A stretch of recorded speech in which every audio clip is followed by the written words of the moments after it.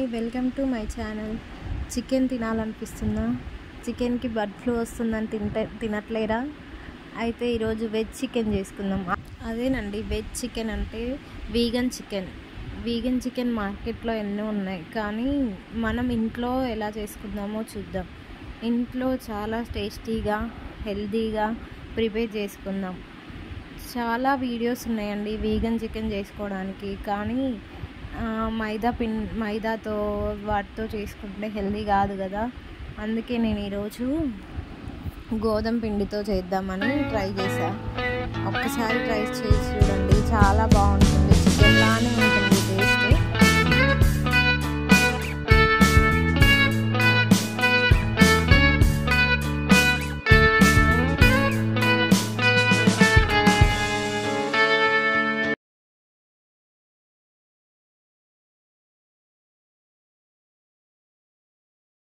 Veg chicken కోసం మనకు కావాల్సినవి శనగలు. దీంట్లో ప్రోటీన్స్ ఉంటాయిగా, చికెన్లో కూడా ప్రోటీన్సేగా ఉండేది. దానికోసం నేను శనగలను తీసుకుంటున్నా, మంచి శనగలు. వీటిని బాగా క్లీన్ చేసుకొని ఒక 4 hours నానబెట్టుకుంటే సరిపోతుందండి. వీటిని ఇప్పుడు నానబెట్టిన శనగల్ని మనం మిక్సీ పట్టుకోవాలి.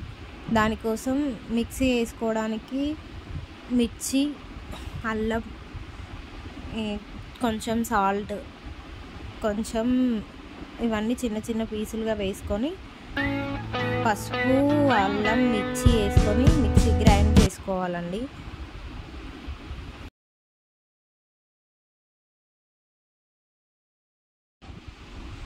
దీన్ని మనం గ్రైండ్ చేసుకున్న తర్వాత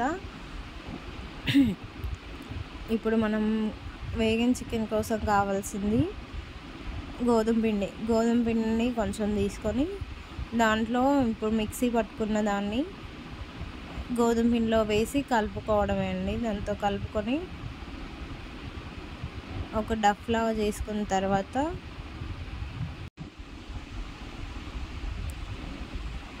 ఇలా కలుపుకోవాలి, వీడియోలో చూపిస్తున్నట్టు.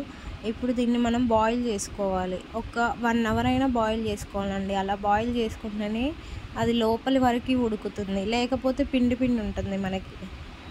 బాగా ఉడికితేనే పిండి అనేది ఉండకుండా ఉంటుంది. ఇప్పుడు దాన్ని చల్లార్చిన తర్వాత మనం చిన్న చిన్న పీసుల్లాగా కట్ చేసుకోవాలి, చికెన్ పీసుల్లాగా కట్ చేసుకోవాలి.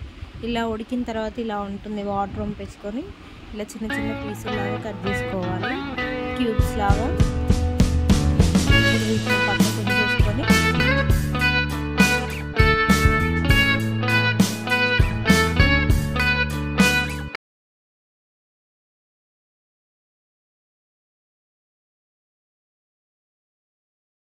వీటిని పక్కకు పెట్టుకొని ప్యాన్ పెట్టుకొని ఆయిల్ వేసుకుందాం.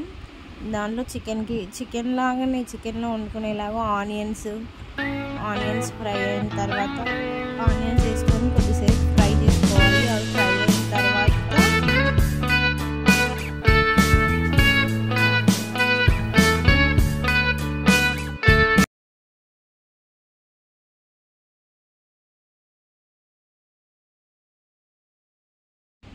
కొంచెం కొత్తిమీర, అలాగే అల్లం వెల్లుల్లి పేస్ట్, పసుపు వేసుకొని కొద్దిసేపు ఫ్రై చేసుకోవాలండి. అది ఫ్రై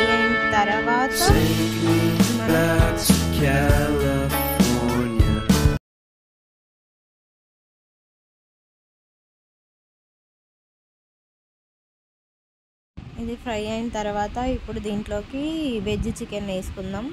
ఆ క్యూబ్స్ని వేసుకొని కొద్దిసేపు ఫ్రై చేసుకుందాం.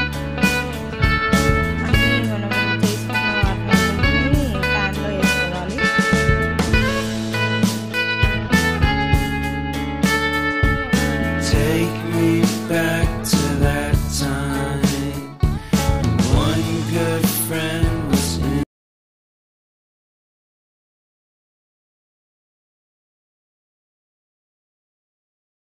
కొద్దిసేపు లిడ్ పెట్టేసి వదిలేయండి, ఒక 5 minutes. దాని తర్వాత కొంచెం కారం, తగినంత సాల్ట్ వేసుకోవాలి.